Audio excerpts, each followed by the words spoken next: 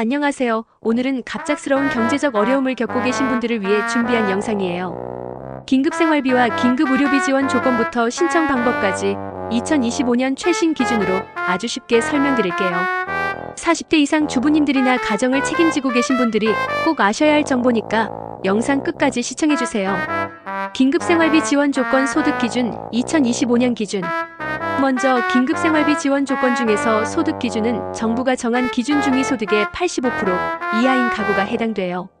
기준 중위소득이란 정부가 매년 발표하는 국민소득의 중간값을 말해요. 쉽게 말해 대한민국 전체 가구 소득을 한 줄로 세웠을 때 딱 중간에 위치한 소득이에요. 중위소득을 기준으로 복지 혜택을 나누는 기준선이라고 이해하시면 돼요. 2025년 기준 중위소득 4인 가구 기준. 4인 가구의 기준 중위소득은 약 519만원이에요. 따라서 그 85%는 약 441만원으로 계산돼요. 즉 4인 가구의 월소득이 441만원 이하이면 긴급생활비 신청이 가능하다는 뜻이에요.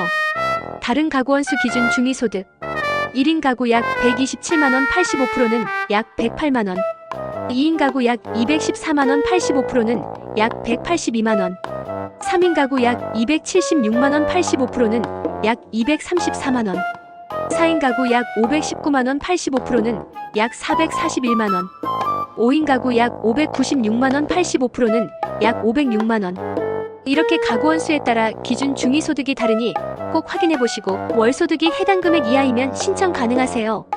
소득 산정 방법. 소득은 근로소득, 급여, 사업소득, 재산소득, 임대료, 이자소득 등까지 모두 합산해요. 다만 실직, 휴폐업, 질병 등 갑작스러운 위기 상황으로 소득이 줄었다면 그 상황을 증빙하면 됩니다.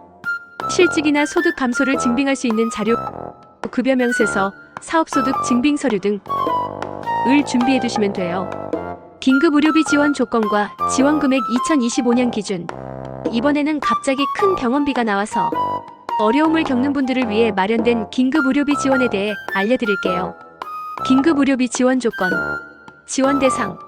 갑작스러운 질병, 사고, 응급 상황 때문에 수술이나 입원이 필요한 경우 지원이 가능해요. 예를 들어 교통사고, 큰 수술, 심장수술, 암수술 등 응급실 진료비 같은 급한 병원비가 발생했을 때 지원해줍니다. 소득 기준. 긴급생활비와 동일하게 기준 중위소득 85% 이하여야 해요. 예를 들어 4인 가구라면 월소득 441만원 이하가 기준이에요. 재산 기준. 대도시 2억 2천만원 이하, 중소도시 1억 3천만원 이하, 농어촌 1억 1천만원 이하. 차량은 생계형 차량 1600cc 이하는 제외될 수도 있으니 상담하실 때 꼭 확인해보세요. 금융재산 기준. 예금, 적금, 주식 등을 합쳐서 600만원 이하여야 합니다. 주거비용 포함 시 800만원 이하까지 가능해요. 만약 입원비로 대출을 받아서 금융재산이 늘어난 경우에는 상담센터에서 조율해주는 경우도 있으니 포기하지 말고 문의해보세요. 긴급의료비 지원금액. 지원금액은 1인당 최대 300만원까지 지원됩니다.